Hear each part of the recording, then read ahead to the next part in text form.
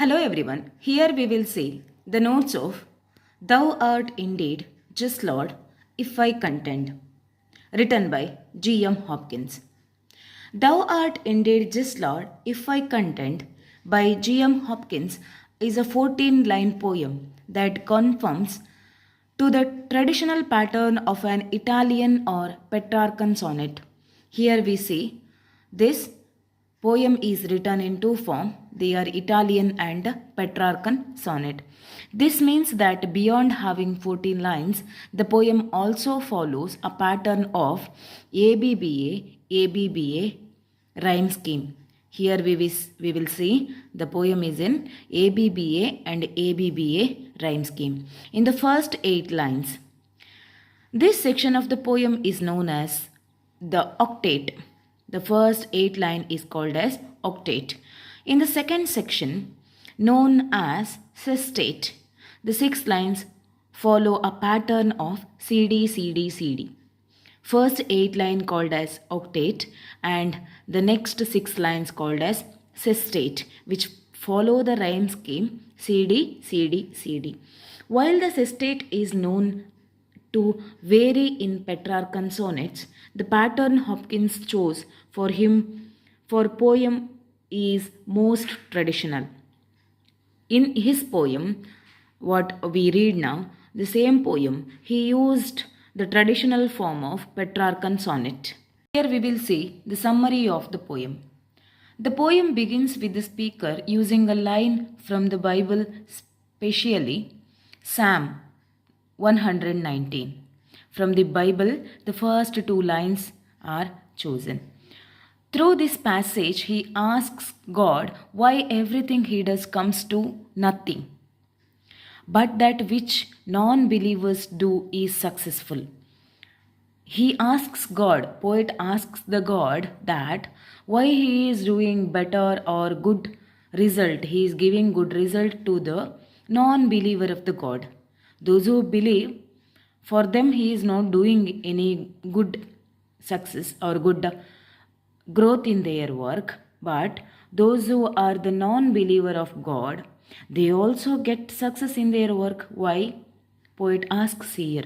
He sees this as being very unfair. This looks very unfair to the poet. The next line sets out a possible scenario in which the speaker turned from God. These lines gives a possible scenario. The poet turns towards or against the God, not towards, against the God. He wonders if his situation would get worse or if everything would stay the same.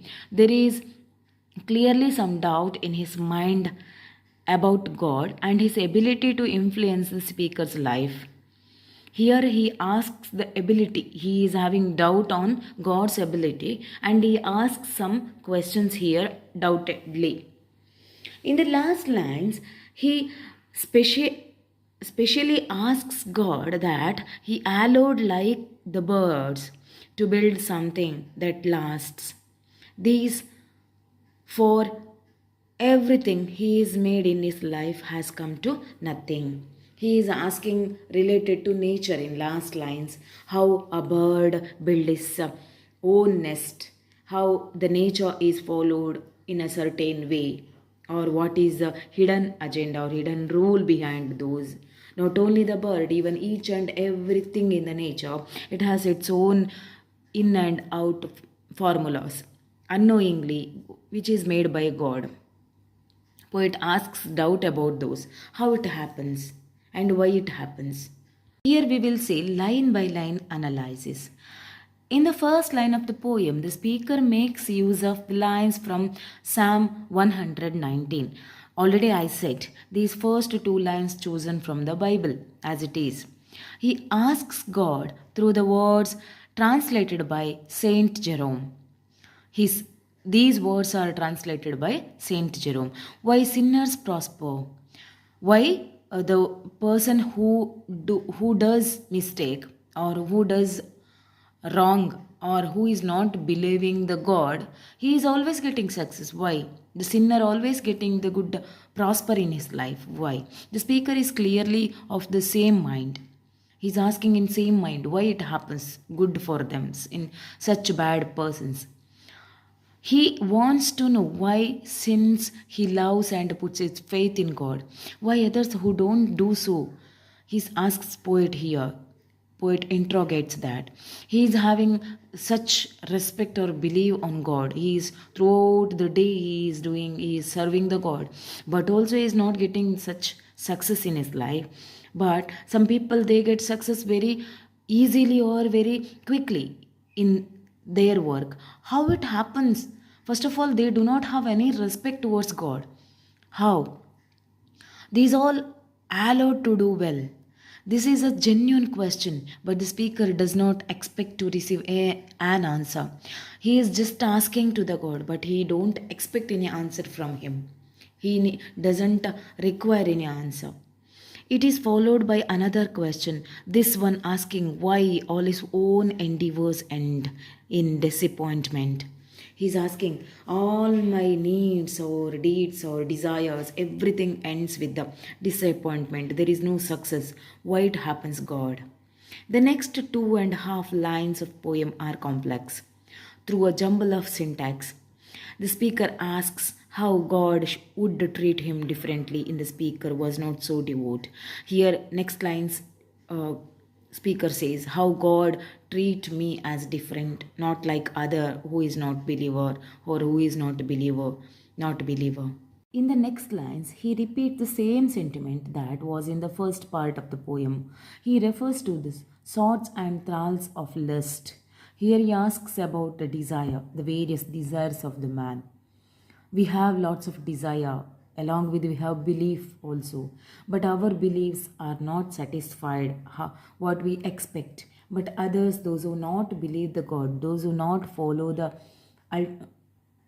God or the Almighty, even though they get success, how it is possible? The situation set out in the first 8 lines is unfair to the speaker as he spent his life upon God's cause. He is asking here, I serve the God like anything, but also I'm not happy in my life. It is a own feel of God, own feel of the poet.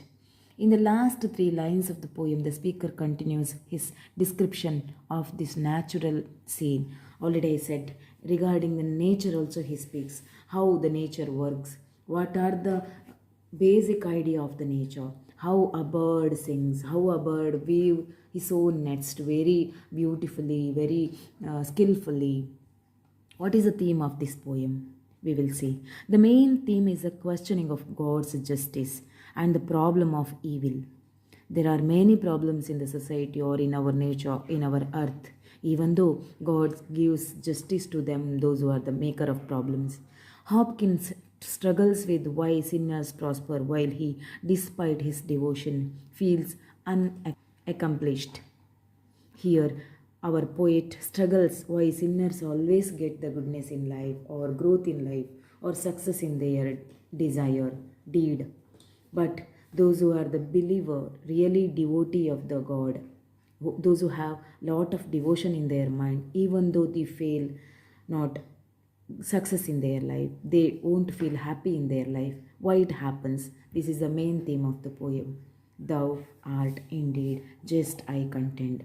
If you like my notes, please let me know in the comment box. Also hit like button and please subscribe my channel for more videos like this. If you want PDF copy of these notes, just go to description box. There you will get more information. Thank you.